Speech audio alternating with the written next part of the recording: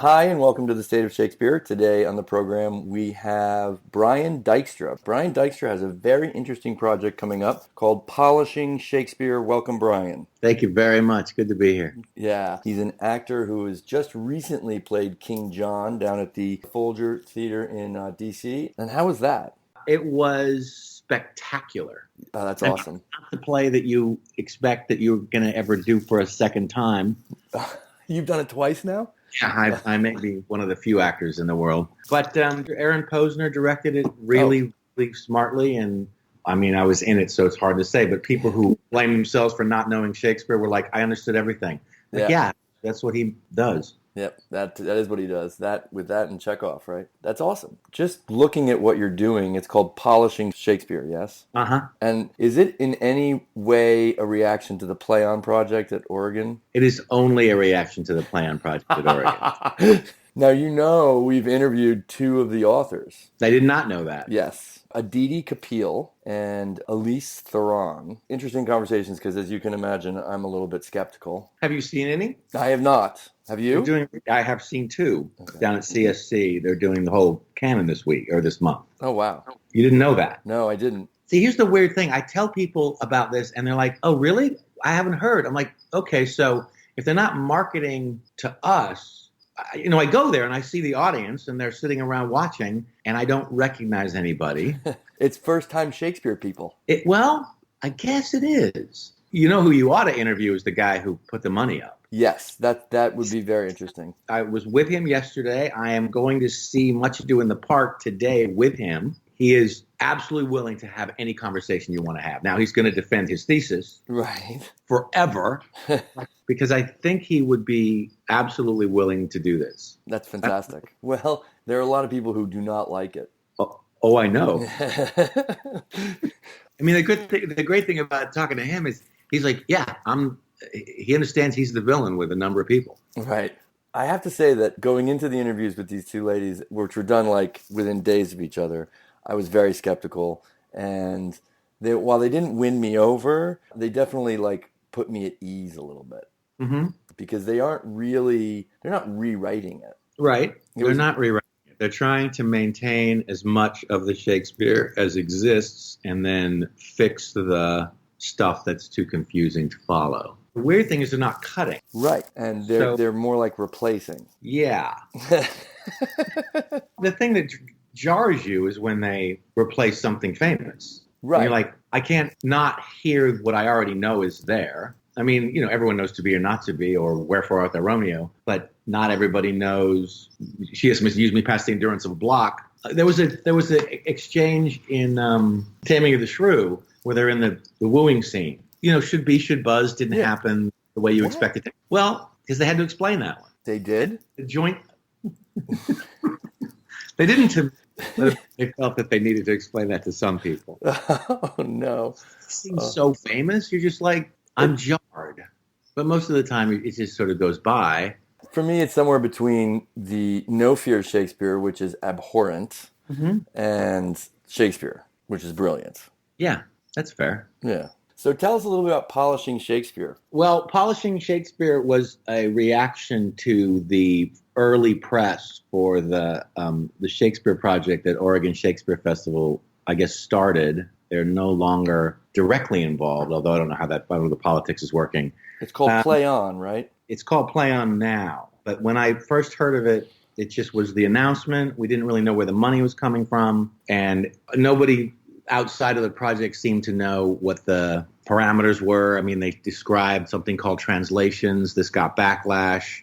I remember thinking they can't really mean translation. They really mean adaptation. It turns out they didn't. They mean translation. Translating English to English. Well, they would argue translating Elizabethan English, which to some of their followers is a foreign language. Yeah, well, I'm a point of view that I don't share, so it's a little difficult. But about 6 maybe months after that thing was announced, Hamilton Clancy, who runs Shakespeare in the Parking Lot, was commissioned by Bryant Park people to supply 3 30-minute plays commemorating the 400th anniversary of Shakespeare's death.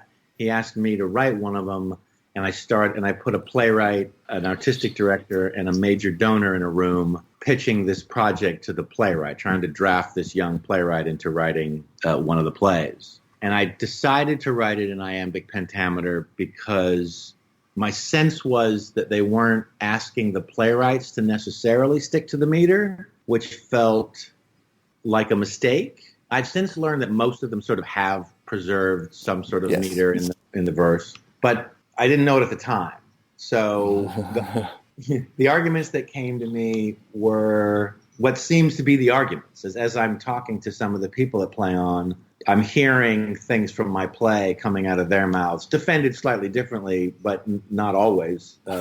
You're prescient. Well, I mean, you just sort of put yourself there and figure out what the needs would be, and it seems like you catch some things. What I didn't know was that they weren't going to adapt. So in my play, we sort of have a play within a play where she's adapted so much. The argument is, do we even recognize this as the source from the source material? Right. That's not the case with Play On, but they were just the seed of the play. What were the arguments that you created? You mean their arguments? Yes. Well, they talked about how every new generation gets a new Molière and a new Chekhov, and Shakespeare sort of suffers by being frozen, and the access to the poetry becomes more clouded the longer we go. So they won't argue that they're helping Shakespeare. They'll argue that they're helping the audience understand Shakespeare in the same way that you can choose your favorite Molière translation,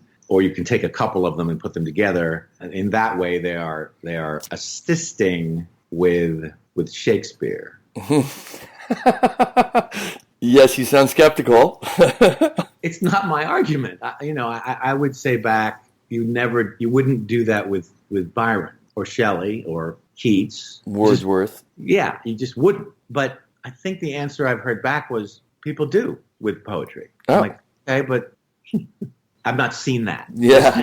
And the other weird thing is we do this. When you're in production and you come across a passage that is impossible, you either cut it, which is the most normal thing that we do in production, or we figure out, there was a word in King John, I can't remember the word, but it meant exactly the opposite of what the word means today. It's like an exact opposite meaning.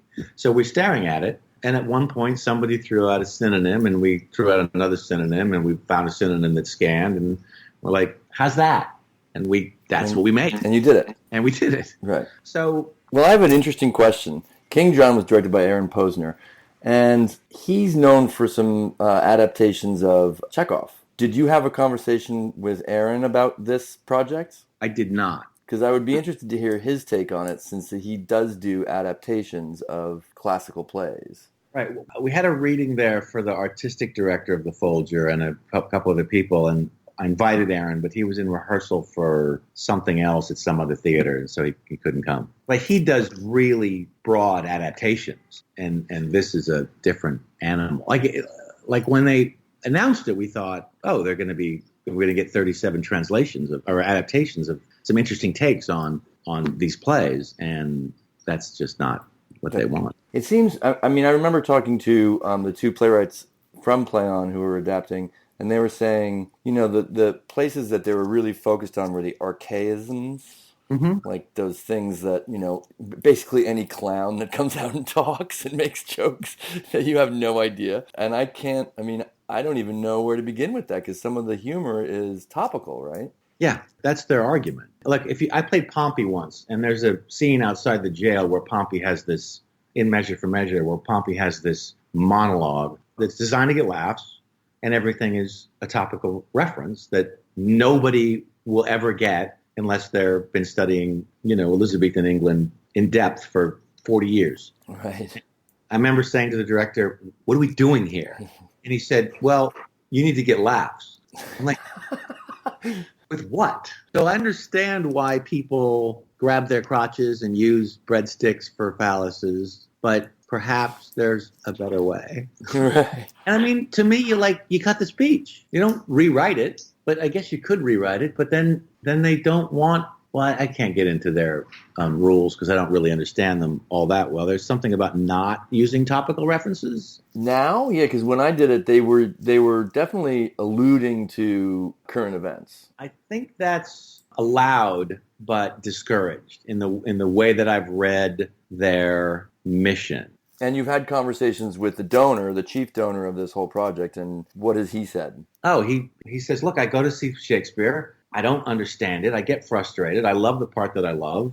I spend so much time researching before the show what I'm about to see that when I see a comedy, I'm in study mode. And so I don't really understand the humor because that's an emotional response. I mean, he says things that he was representing an audience, a large section of the audience that blames themselves for not understanding Shakespeare. You know, they'll go and they'll see some stuff and they'll go, oh, well, I don't really get Shakespeare. And they don't really blame the production director or the actors that are often the verse with some sort of behavior that just ends up getting in the way. I mean, if you're going to spend this kind of money on a project and you want to help Shakespeare, then teach a bunch of actors how to read the text.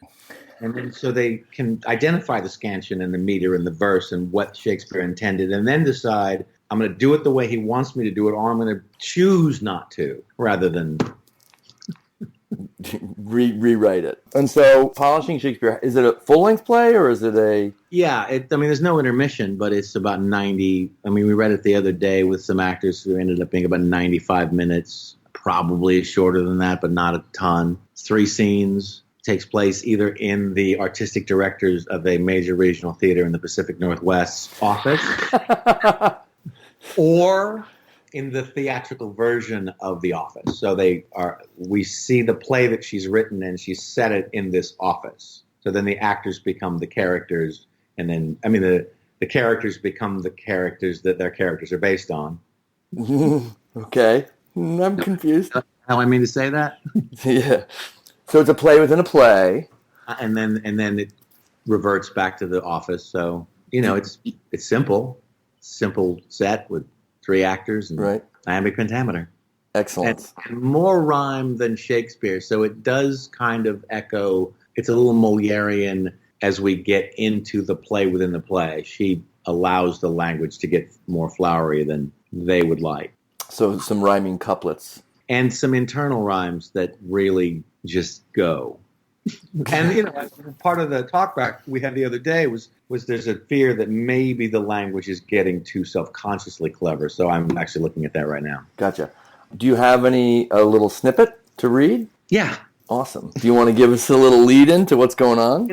I guess I should. The first scene, they're talking the playwright into taking the job, and she's arguing that Shakespeare doesn't need the help. So at some point she begins to argue that it's the productions that are obfuscating the truth or the clarity rather than the writing. So she argues this argument. Let's see if I can even do it well.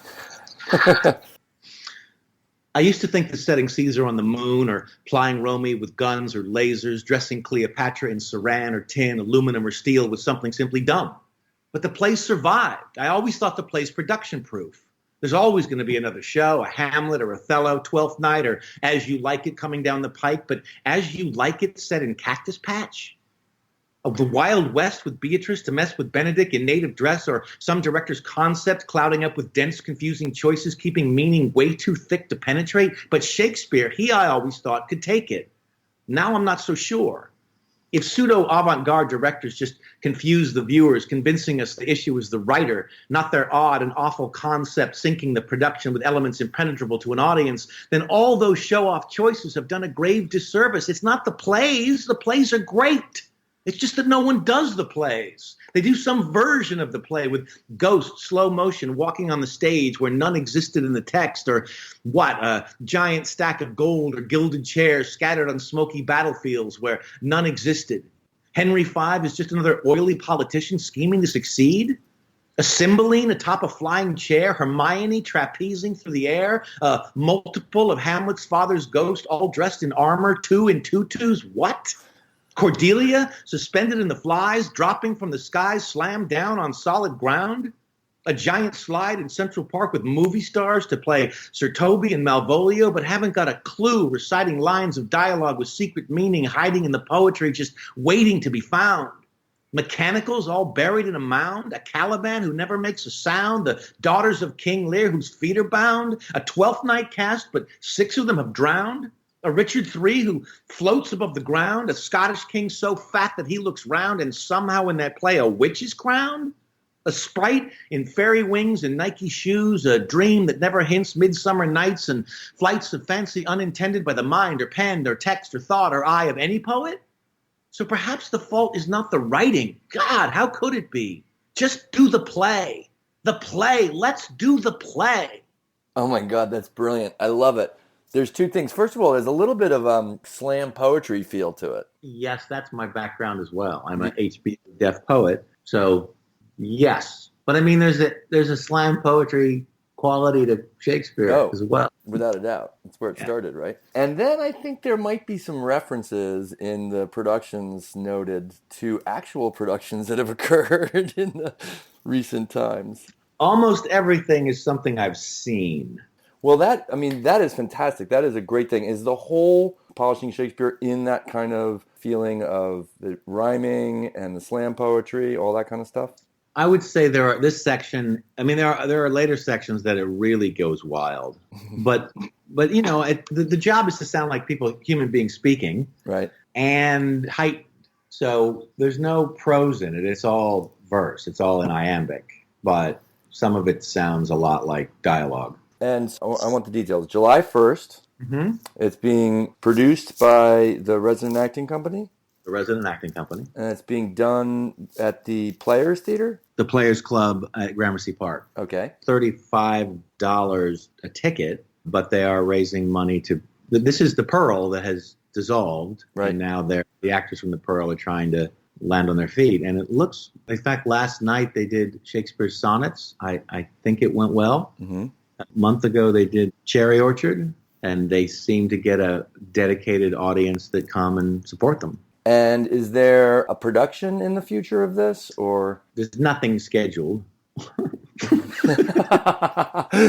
I mean, it just sort of blossomed. I haven't really I did talk to an artistic director of a major Shakespeare theater who said, I love it. I can't do it. I said, why can't you do it? She said, I can't do it because I know those people. I know who you're writing about, and that's she didn't continue. That was all she said, but I assume she meant that would be awkward, right? In future. Somebody else said, look, you need to find the smaller theater companies in every town that share a town with a Shakespeare company, right. And they'll do it because they can take the piss out of not only the translation project, but the big brother, the Bigfoot in town. So, I mean, because it seems like it's not a popular project for most people who produce Shakespeare because they've been producing Shakespeare all their lives and don't feel like he needs help. Here's my idea. You're going to see Shakespeare in the Park tonight with the guy who raised the money or is giving the money for this. Challenge him. Well, he's coming to the reading on the 1st and will be part of the panel discussion afterwards. Oh, that's fantastic. So he's really, he's going with his eyes open. He understands that the play doesn't celebrate this project. So he's been a really good sport so far. I mean, sure, I'll challenge him to what? Produce it? Yeah. He'll have to see it first. Yeah. he might decide, not my flavor. But we'll see. Okay. Actually, from what I know of him, he seems like a guy who will actually enjoy the fact that this project has inspired something he never thought it would. Yeah. He is a theater lover, so he's already kind of titillated that this play exists in a way that I don't feel like some other people there are. Right. Good for him then. Yeah. I mean, it's been an interesting, I go in there really suspicious that I'm going to get hit with some suspicion, but he's very warm. The one thing he said that I found I couldn't defend it, but it's interesting point of view. He said, look, Chaucer is dead. We can't, and we're getting further and further away from Shakespeare. So we need to start preserving this playwright. And I don't agree, but if you're actually worried that in 200 years we'll be so far away from Elizabethan English that we can't produce, unproducible, I mean, English is not going to change that radically. well, he would argue it's changed that radically since Chaucer. So the same amount of time goes by from Chaucer to now, goes by from Shakespeare to then. His thesis is, what are we going to do? We're going to have these plays that scholars read in rooms and write notes about, and that'll be that. Right. I don't think I mean, it feels to me like Chaucer was almost as foreign to Shakespeare's audience as it is to us now. I would agree. That was really, really thick. You can argue this. Chaucer was written before the English language was fully developed. You can argue that. And Shakespeare was not. And Shakespeare, in fact, basically developing. I mean, he developed it. So what we say right now is a lot based on Shakespeare. Personally, I see this, and actually this would be a good thing. I see this play-on project replacing the No Fear Shakespeare. Yeah, I've heard that from a number of people, and that is a good thing. Because I mean, it's to be in a first rehearsal and look around and have 2 or 3 of the cast members with their No Fear Shakespeare hidden under the desk. And you're like, that's too. You're doing your research too late. Yeah, A, too late. B, wrong material. Yeah, and you went to the wrong place, in my opinion. But why not? I couldn't agree more. This was a delight, and good luck with the reading. Thank you very much. I'll let you know how it goes. Yeah, and thank you for taking the time to talk to the state of Shakespeare. What am I doing? All right. Thanks, Brian. All right. Thank you. Yep.